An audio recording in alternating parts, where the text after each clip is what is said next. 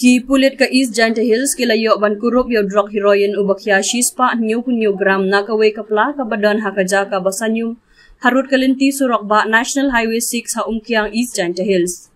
Ki pulit hakajan met sing thoding balala kilayo pediang ya ka phone lengba ki bril ki ba pentip halor ka jingdon jong kawe kapla king kabayong kabadan hakaja ka sanyum harut ka surok NH6 ha umkiang ya ka balasuba bakidon ya ki kenjajing di nekitiar babian.